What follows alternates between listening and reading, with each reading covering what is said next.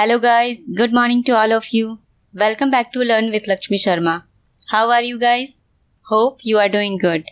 So guys, आज है 9 जुलाई 2022 और आज हम टॉप 20 करेंट अफेयर्स इस वीडियो में डिस्कस करने वाले हैं, जिसमें आपको इन क्वेश्चंस के डिटेल्ड एक्सप्लेनेशन के साथ साथ स्टैटिकल करेंट अफेयर्स भी कवर कराया जाएगा और इस वीडियो की PDF आप इसके डिस्क्रिप्शन लिंक पर जाकर डाउनलोड कर सकते हैं।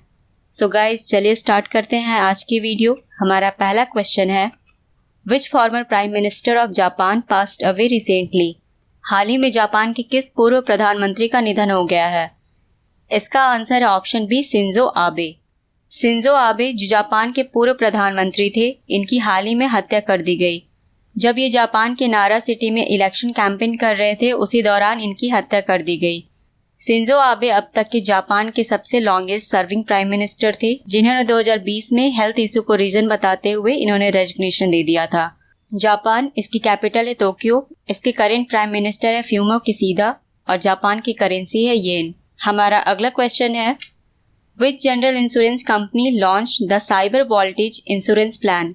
साइबर वोल्टेज बीमा योजना को किस सामान्य बीमा कंपनी ने शुरू की है? इसका आंसर है ऑप्शन ए, SBI general insurance company. SBI general insurance company ने हाल ही में एक इंश्योरेंस प्लान को लॉन्च किया है, जिसका नाम है साइबर वोल्टेज। ये एक तरह की साइबर इंश्योरेंस प्लान कवर है, जिसके तहत अगर कोई भी साइबर फ्रॉड होता है और उसके तहत अगर फाइनेंशियल लॉस होता है, तो ये कवर उसके अगेंस्ट प्रोटेक्शन प्रोवाइड करेगी।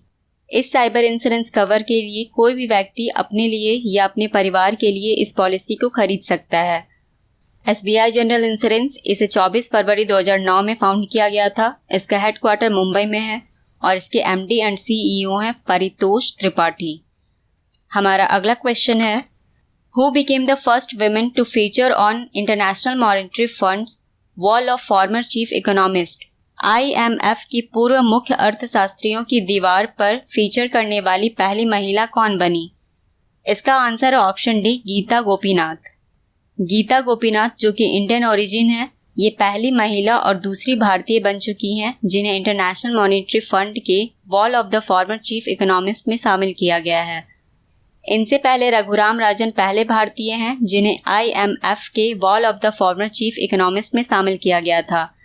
रघुराम राजन, जिन्होंने 2003 से 2006 के बीच IMF के चीफ इकोनॉमिस्ट और डायरेक्टर ऑफ रिसर्च के तौर पर इन्होंने अपनी सर्विस दी थी, और गीता गोपीनाथ, इन्हें अक्टूबर 2018 में IMF का चीफ इकोनॉमिस्ट बनाया गया था और बाद में इन्हें प्रमोट करके IMF के first deputy managing director appoint किया गया। IMF इसे 1944 में फाउंड किया गया था। इसका हेडक्वार्टर USA के वॉशिंगटन DC में है। इसके मैनेजिंग डायरेक्टर है क्रिस्टलिना जॉर्जीवा और इसके मेंबर कंट्रीज है 190। Next question is, when is world Kiswahili language day observed every year? विश्व किश्वाली भाषा दिवस हर साल कब मनाया जाता है? इस क्वेश्चन का आंसर है ऑप्शन ए, 7 जुलाई। हर साल 7 जुलाई को विश्व किश्वाली भाषा दिवस सेलिब्रेट किया जाता है। किश्वाली लैंग्वेज, जो अफ्रीका में सबसे ज़्यादा बोली जाने वाली भाषाओं में से एक है, और ये लैंग्वेज अफ्रीका के सब सहारन में भी बोली जाने वाली भाषा है। और किश्वाली लैंग्वेज इकलौती ऐसी अफ्रीकन लैंग्वेज है जिसे अफ्रीकन यूनियन ने ऑफिशियल लैंग्वेज के तौर पर इसे डिक्लेयर किया है। किश्वाली लैंग्वेज डे को नवंबर 2021 में पेरिस के 41th सेशन में यूनेस्को के जनरल कॉन्फ्रेंस ने डिक्लेयर किया। तभी से हर साल 7 जुलाई को विश्व किश्वाली भाषा दिवस सेलिब्रेट किया जाता है और पहली बार इसे 2022 में ही सेलिब्रेट किया गया है, जिसकी थीम है Kiswahili for peace and prosperity. Next question is, recently P. Gopinath Nair passed away, he was? हाल ही में P. गोपीनाथ नायर का निधन हो गया है। वे क्या थे? इसका आंसर है option C, freedom fighter. P. Gopinath Nair, जिनका हाल ही में 100 वर्ष की उम्र में निधन हो गया है, ये एक फ्रीडम फाइटर थे। ये एक गांधी आदर्शवादी थी जिनका हाल ही में निधन हो गया है। इन्होंने 1942 में हुए भारत छोड़ो आंदोलन में हिस्सा लिया था और इन्होंने विनोबा भावे के साथ भूदान और ग्रामदान मूवमेंट के लिए भी काम किया है और इनके इस कंट्रीब्यूशन के लिए 2016 में इन्हें पद्मश्री अवार्ड से नवाजा गया था। Our next question is, Who has been appointed as the new Sherpa of G20? Group 20 के नए शेरपा के रूप में किसे नियुक्त किया गया है? इसका answer option D, Amitabh Kant. Amitabh Kant, जो नीति आयोग के पूर्व CEO हैं, इन्हें हाल ही में ग्रुप 20 का नया शेर्पा नियुक्त किया गया है। इन्होंने यूनियन मिनिस्टर पीयूष गोयल को रिप्लेस किया है। पीयूष गोयल, जिन्होंने ग्रुप 20 के शेर्पा के रूप में 7 सितंबर 2021 से अपनी सेवाएं दी थी और अब इनकी जगह पर अमिताभ कांत को इसके लिए अपॉइंट किया गया है। नीति इसकी फुल फॉर्म है National Institution for Transforming India. इसके करंट सीईओ हैं परमेश्वरन अय्यर और पीयूष गोयल। इनके पास टेक्सटाइल की मिनिस्ट्री है, कॉमर्स एंड इंडस्ट्री की मिनिस्ट्री है, consumer affairs, food and public distribution की मिनिस्ट्री है। Our next question is Who has been appointed as the new president of the Confederation of Indian Industry? भारतीय उद्योग परिसंघ के अध्यक्ष के रूप में किसे नियुक्त किया गया है? इसका आंसर है option B, R Dinesh. R Dinesh, जो टीवीएस सप्लाई चेन सॉल्यूशंस के एग्जीक्यूटिव वाइस चेयरमैन हैं, इन्हें हाल ही में कॉन्फेडरेशन ऑफ इंडियन इंडस्ट्री के प्रेसिडेंट के रूप में अपॉइंट किया गया है और इन्हें इस पोस्ट के लिए 1 साल के लिए अपॉइंट किया गया है। इससे पहले आर दिनेश ने नेशनल कमिटीज ऑन लॉजिस्टिक में अपनी सर्विस दी थी। कॉन्फेडरेशन ऑफ इंडियन इंडस्ट्री इसे 1895 में फाउंड किया गया था और इसका हेडक्वार्टर न्यू दिल्ली में है। Next question is who was appointed as the president of the Association of Indian Universities? भारतीय विश्वविद्यालयों के संघ के अध्यक्ष के रूप में किसे नियुक्त किया गया है? इसका आंसर है ऑप्शन डी, सुरंजन दास। सुरंजन दास, जो जादवपुर यूनिवर्सिटी के वाइस चांसलर हैं, इन्हें हाल ही में एसोसिएशन ऑफ इंडियन यूनिवर्सिटीज़ के प्रेसिडेंट के रूप में अपॉइंट किया गया है और इनका कार्यकाल 1 साल के लिए होगा। एसोसिएशन ऑफ इंडियन यूनिवर्सिटीज़ इसे 1925 में इस्टेब्लिश किया गया था। उस समय इसका नाम इंटर यूनिवर्सिटी बोर्ड था, जिसका बाद में नाम बदलकर एसोसिएशन ऑफ इंडियन यूनिवर्सिटी रख दिया गया। इसके सेक्रेटरी जनरल हैं Mrs Pankaj Mittal. Next question is Who authored the book titled Getting the Bread, the Gen Z Way to Success? Getting the Bread, the Gen Z Way to Success नामक पुस्तक के लेखक कौन है? इसका आंसर है ऑप्शन ए, प्रार्थना बत्रा। प्रार्थना बत्रा, जो कि एक यूट्यूबर है, इनकी हाल ही में एक बुक को रिलीज किया गया है जिसका टाइटल है getting the bread, the Gen Z way to success, जिसे एथलीट साक्षी मलिक ने लॉन्च किया है। इस बुक में प्रार्थना बत्रा ने अपने एक्सपीरियंस को शेयर किया है, जिसमें वे लीडर्स के साथ, एंटरप्रेन्योर्स के साथ या फिर किसी मीडिया पर्सनैलिटी के साथ उन्होंने जब इंटरव्यू किया है, उसके एक्सपीरियंस को इन्होंने इस बुक में शेयर किया है। और इनका एक यूट्यूब चैनल भी है जिसका नाम है power people and Prarthana. Our next question is which city will host India's biggest shopping festival in 2023? 2023 में भारत का सबसे बड़ा शॉपिंग फेस्टिवल कौन सा शहर आयोजित करेगा? इसका आंसर है ऑप्शन सी, दिल्ली। दिल्ली शहर इंडिया के बिगेस्ट शॉपिंग फेस्टिवल को आयोजित करने वाली है, जिसे 2023 में 28 जनवरी से लेकर 26 फरवरी तक आयोजित किया जाएगा। इस फेस्टिवल में लगभग 200 कॉन्सर्ट्स होंगे, जिसमें एंटरटेनमेंट और फूड वॉक्स जैसे चीज़ों का लुत्फ उठाया जा सकता है और इस फेस्टिवल में प्रोडक्ट्स पर ह्यूज डिस्काउंट भी दिया जाएगा। Our next question is As per the UN's report, the number of undernourished people in India has declined to dash. संयुक्त राष्ट्र की रिपोर्ट के अनुसार भारत की कुपोषित लोगों की संख्या घटकर कितनी हो गई है? इसका आंसर है ऑप्शन बी, 224.3 मिलियन। हाल ही में यूनाइटेड नेशन ने एक रिपोर्ट को रिलीज किया है जिसके अनुसार इंडिया के अंडरनरिश्ड मतलब कुपोषित लोगों की संख्या पिछले 15 सालों में घटकर 224.3 मिलियन हो चुकी है। इसके अलावा state of food security and nutrition के 2022 की रिपोर्ट के अनुसार विश्व स्तर पर हंगर यानी भूख से अफेक्टेड लोगों की संख्या 2021 में बढ़कर 828 मिलियन पहुंच चुकी है और इंडिया में ओबेस अडल्ट्स मतलब मोटापे के शिकार हुए लोग 2016 में बढ़कर 34.3 मिलियन पहुंच चुकी है। ये डेटा 2012 में 25.2 मिलियन थी, जो 2016 में अब बढ़कर 34.3 मिलियन हो चुकी है। हमारा अगला क्वेश्चन है Which country has been elected to UNESCO Intergovernmental Panel for 4 years? कौन सा देश यूनेस्को के अंतर सरकारी पैनल के लिए 4 वर्षों के लिए चुना गया है? इसका आंसर है ऑप्शन डी, इंडिया।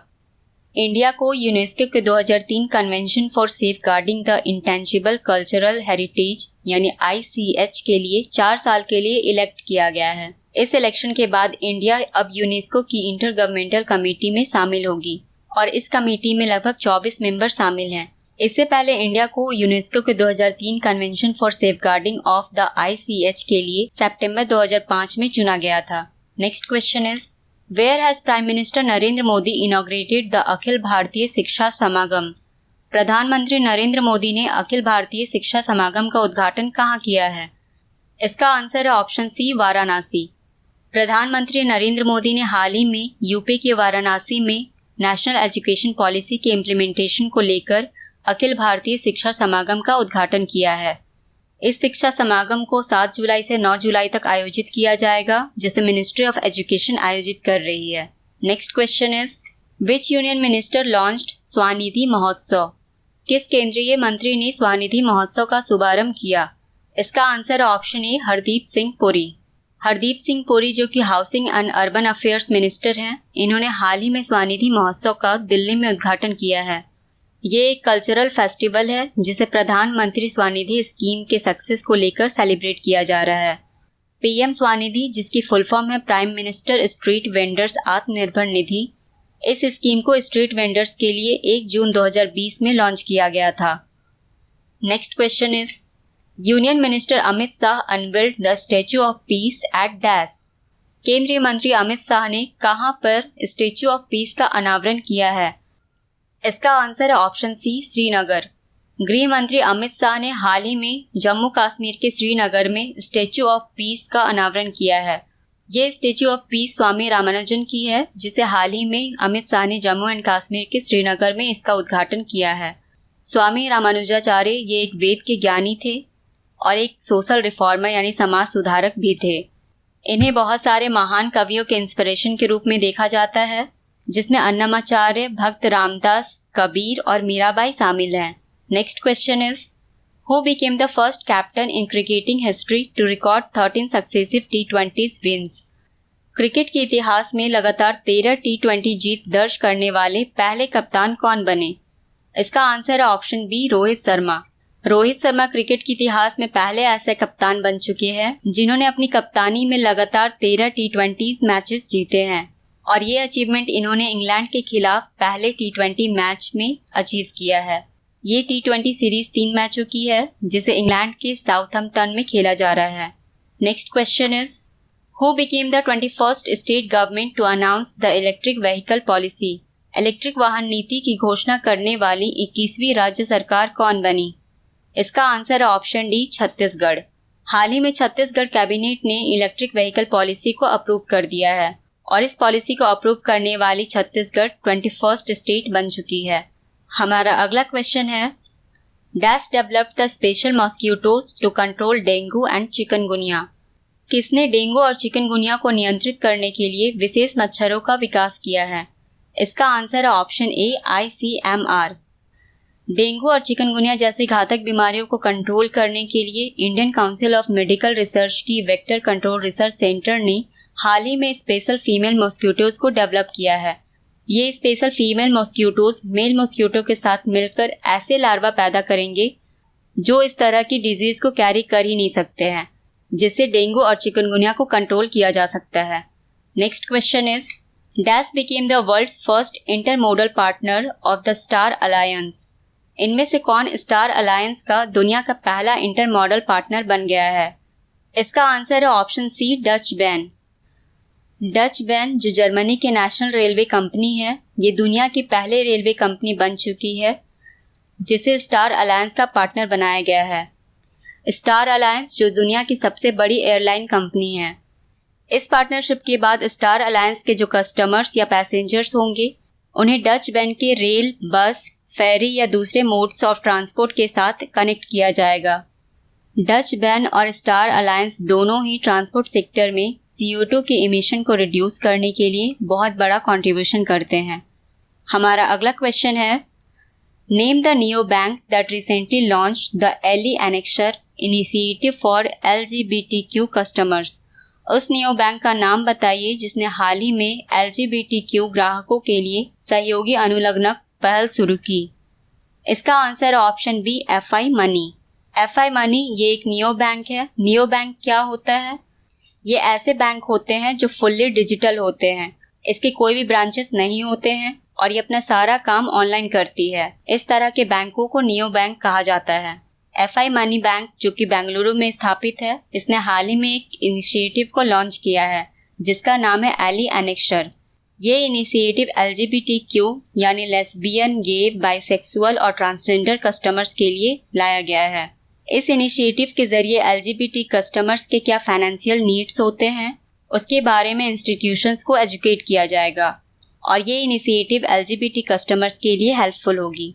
इस एली एनेक्शर इनिशिएटिव को FI मनी ने प्राइड साइकिल के साथ कोलैबोरेशन करके लॉन्च किया है, जिसे कोची बेस्ड फेडरल बैंक ने स्पॉन्सर किया है।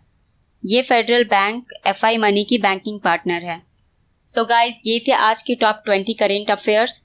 पिछले वीडियो मैंने क्वेश्चन पूछा था, when is national doctors day observed every year? इसका आंसर था ऑप्शन बी 1 जुलाई।